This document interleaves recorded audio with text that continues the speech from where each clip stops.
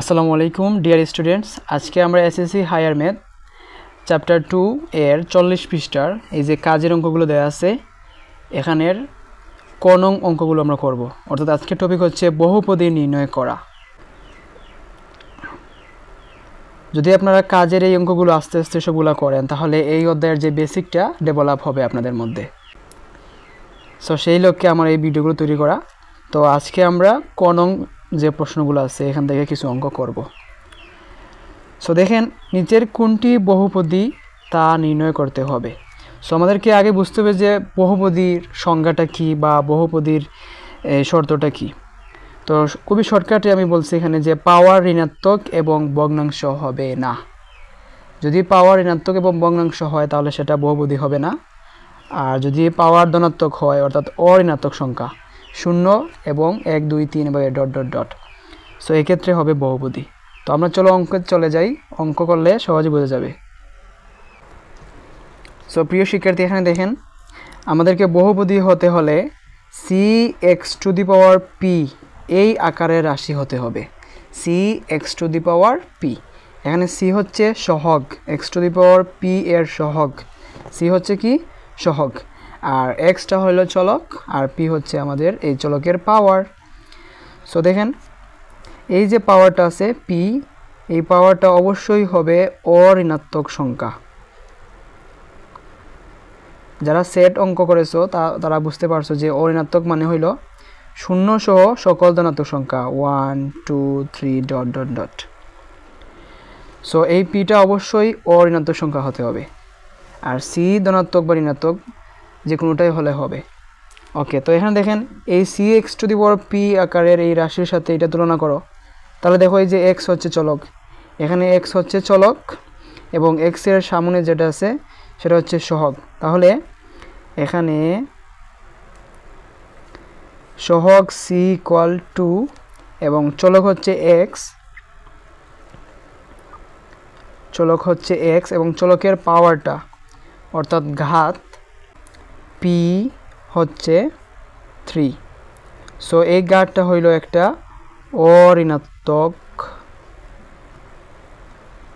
অঋণাত্মক সংখ্যা।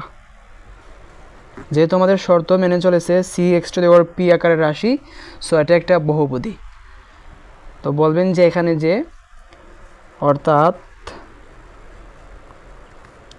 2x³ হলো cx⁻p আকারের রাশি, তাই এটি একটি বহুপদী।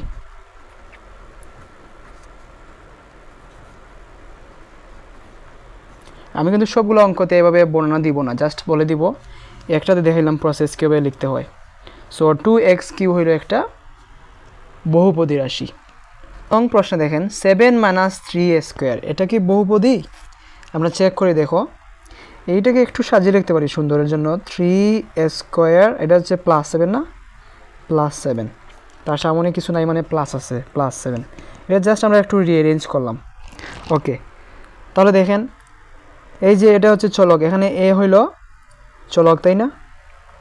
চলক, চলকের সামনে যেটা থাকে সেটা হচ্ছে সহগ, তাহলে এখানে -3টা হইল আমাদের সহগ অর্থাৎ সির মান এইটা, তাহলে c = -3 এবং চলক হইল a, আর চলকের উপরে পাওয়ার আছে কত 2, তাহলে ঘাত বা পাওয়ার হচ্ছে 2।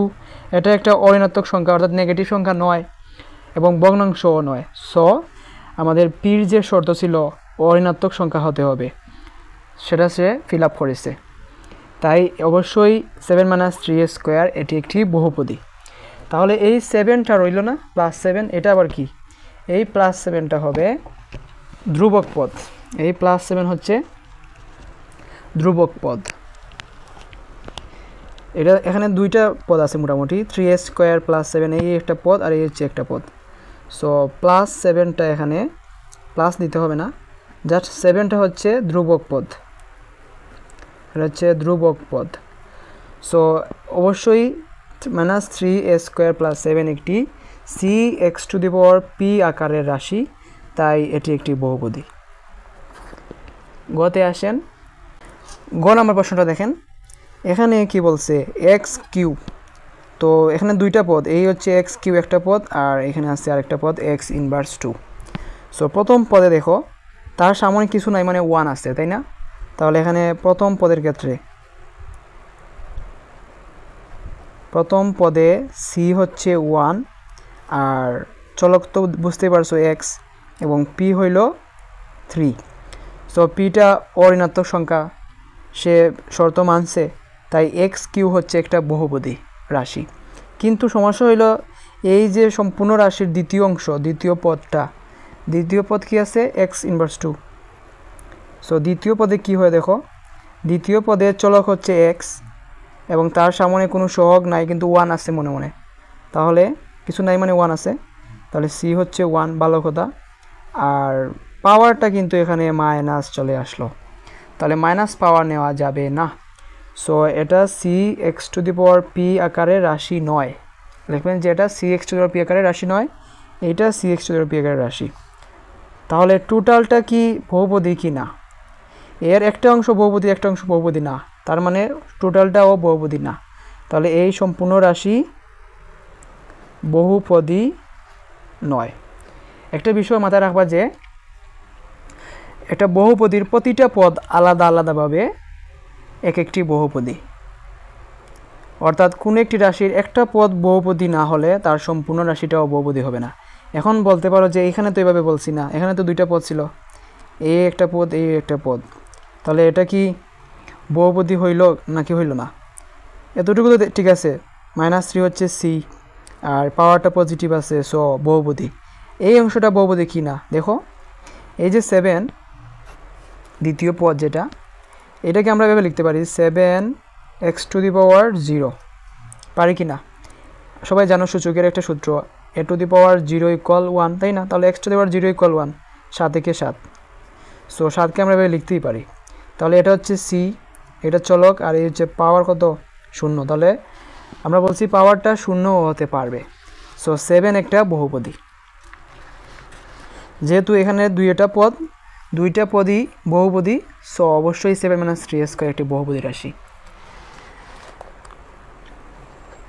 4 নম্বর প্রশ্ন খেয়াল করেন, a স্কোয়ার প্লাস এ ভাগ এ কিউ মাইনাস এ। সো এরকম প্রশ্ন থাকলে আমরা কমন নিয়ে একটু ছোটো করার চেষ্টা করবো, অর্থাৎ লঘিষ্ঠ ফর্মে তার নিতে চেষ্টা করব। সো এখানে দেখো এ কমন নিলাম, তা থাকবে a প্লাস 1, তাই না?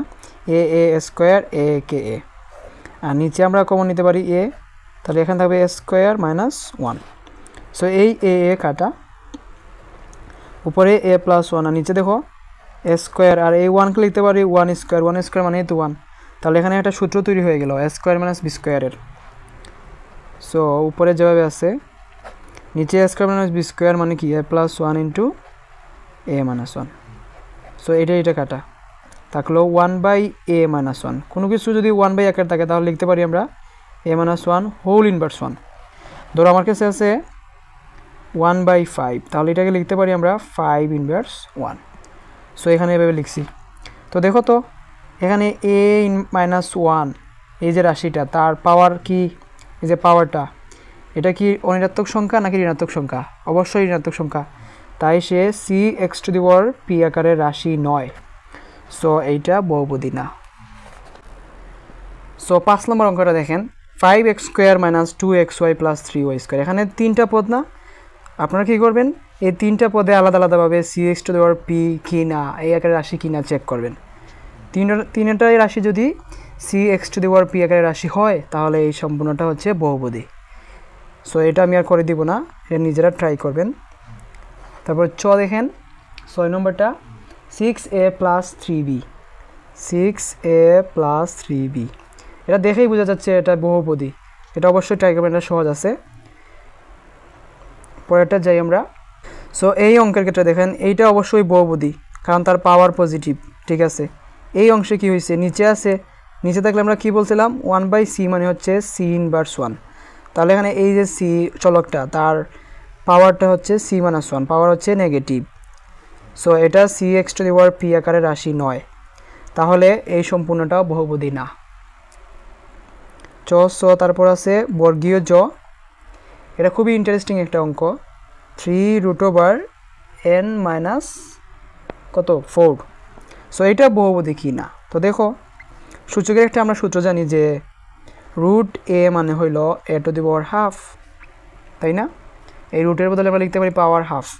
তাহলে এখানে লিখি পাওয়ার হাফ। সো আমরা প্রথমেই বলছি যে এই যে পাওয়ারটা পি, এটা ভগ্নাংশ হতে পারবে না, মাইনাস মান হতে পারবে না। সো এখানে যেহেতু পিটা ভগ্নাংশ হয়ে গেছে, পিটা এখানে ভগ্নাংশ, হাফ ভগ্নাংশ না। সো এটা c(x⁻p) আকারের রাশি নয়, তাই এইটা বহুপদী না।